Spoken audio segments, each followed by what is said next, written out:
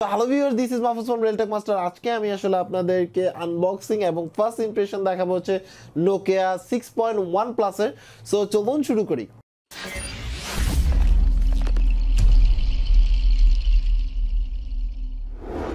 এই হচ্ছে Nokia 6.1 plus, যেটা রাইট নাও যদি আপনি কিনতে যান, মানে আমি যখন ভিডিওটি পাবলিশ করেছি তখন যদি আপনি কিনতে যান তাহলে সেই ক্ষেত্রে ২৭,৯৯০ টাকা, এবং আপনি যদি আনঅফিসিয়ালি নেন তাহলে ২৬,০০০ সামথিং, মানে ২৭,০০০-এর কাছাকাছি আর কি। এর মধ্যে 5.8 ইঞ্চ ডিসপ্লে পাচ্ছেন, যেটা ফুল এইচডি ডিসপ্লে, এবং এটা 19:9 রেশিও। স্ন্যাপড্রাগনের প্রসেসর পাচ্ছেন, যেটা 636 চিপসেট, মোটামুটি নতুনই বলা যায় চিপসেট। আর এখানে কিছু স্পেসিফিকেশন মেনশন করা আছে।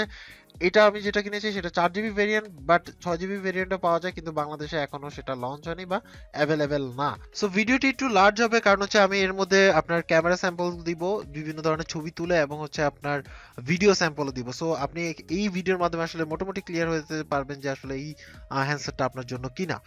সো এটা অ্যান্ড্রয়েড 1 যেহেতু সাপোর্ট করে, তার মানে হচ্ছে আপনি রেগুলারলি কিন্তু একটা আপডেট পাবেন। এই হচ্ছে আপনার নোকিয়া 6.2 প্লাস। দেখতে যেহেতু আমি ব্ল্যাক ভেরিয়েন্টটা নিয়েছি, সো আমি এটা দেখাচ্ছি। তার আগে আমি আসলে দেখি যে বক্সের মধ্যে আমি কি কি পাচ্ছি।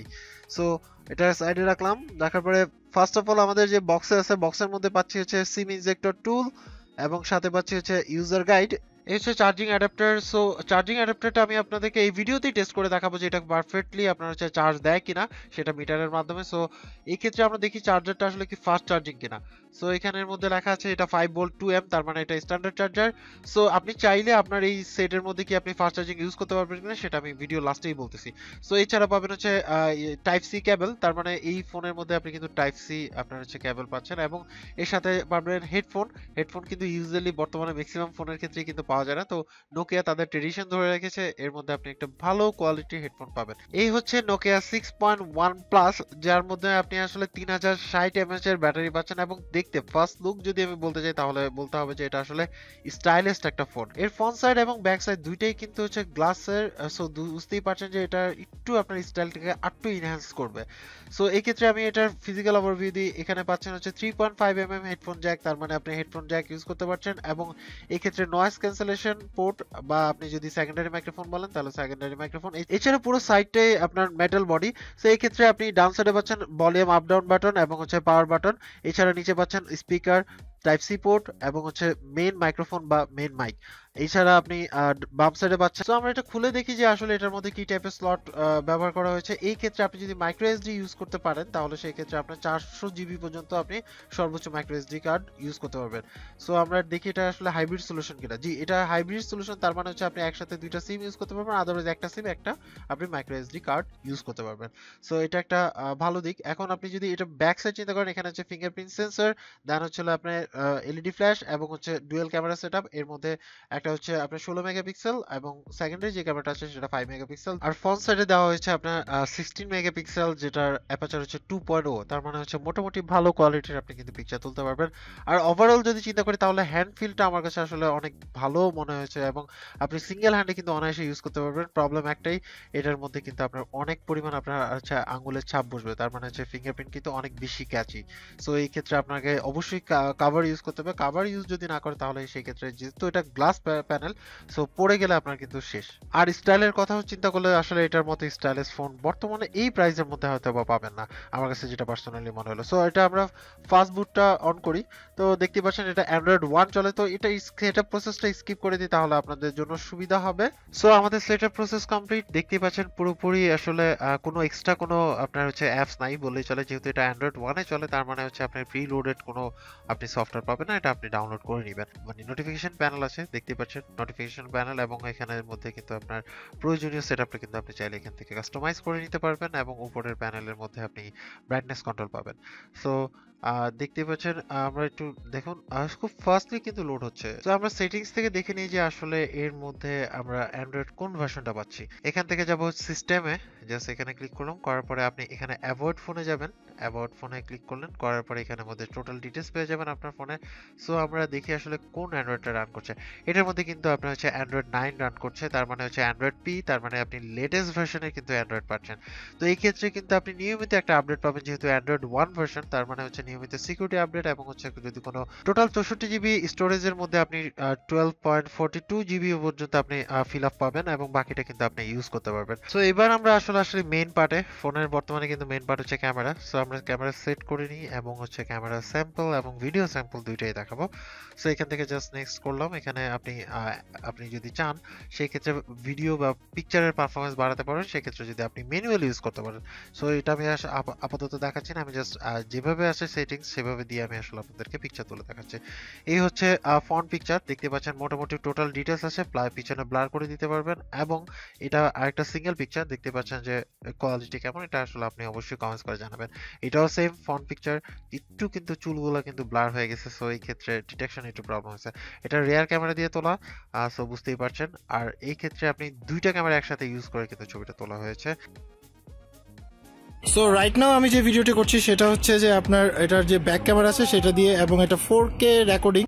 সো বুঝতেই পারছেন যে আসলে এটার ভিডিও কোয়ালিটি কেমন হবে, এবং এখন টোটালি আসলে রোদের মধ্যে, মোটামুটি রোদের মধ্যে আসলে ভিডিওটা করা হচ্ছে। সো আপনারা এটা নিয়ে আসলে নিজেরাই কমেন্ট করে বলতে পারবেন যে আসলে কেমন হলো। সো এখন করা হচ্ছে 1080p তে, মানে আপনি হচ্ছে ফুল এইচডিতে।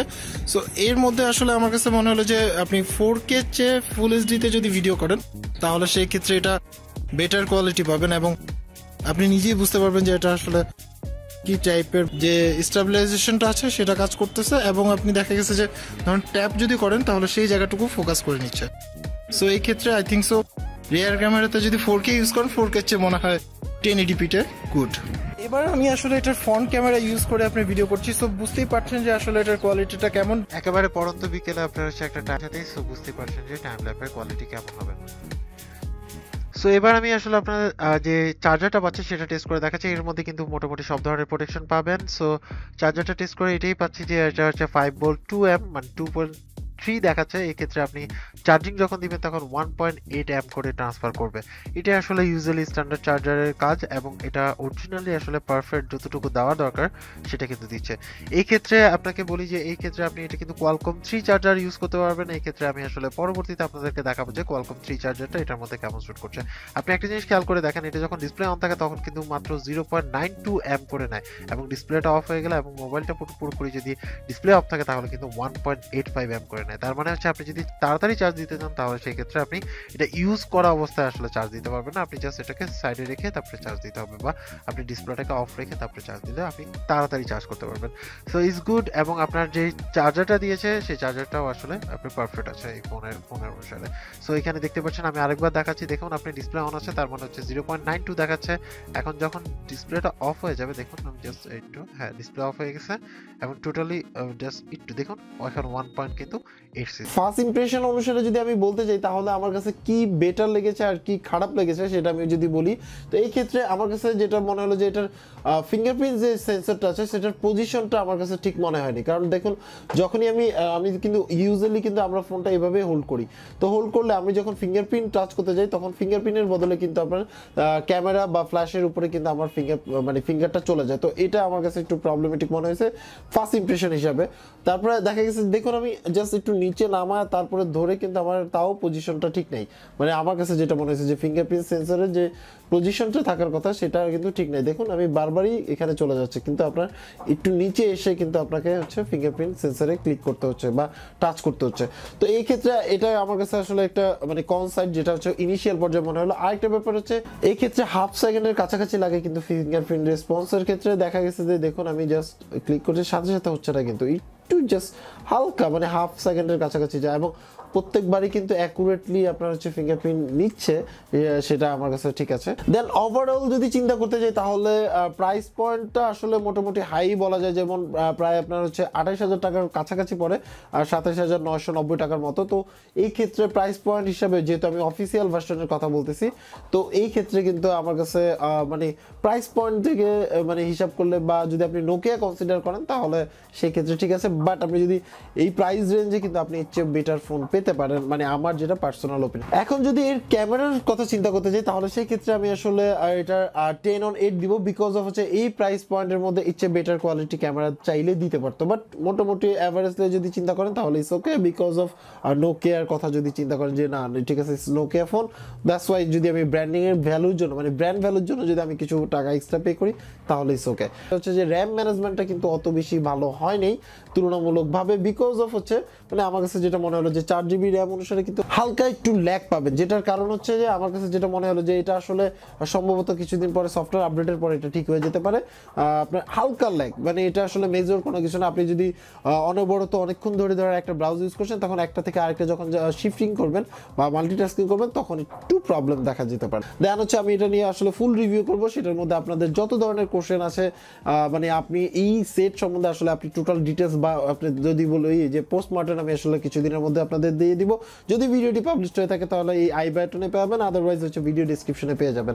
সো আজকে এই পর্যন্তই। যারা এখন পর্যন্ত আমার এই চ্যানেল সাবস্ক্রাইব করেন চ্যানেল সাবস্ক্রাইব করে নিতে পারেন। এই ছাড়াও যদি কোনো কোশ্চেন থাকে বা এই ফোনটা ওভারঅল আপনার কাছে কেমন লাগলো সেটা অবশ্যই কমেন্টস করে জানাবেন। সবাই ভালো থাকবেন, আল্লাহ হাফেজ।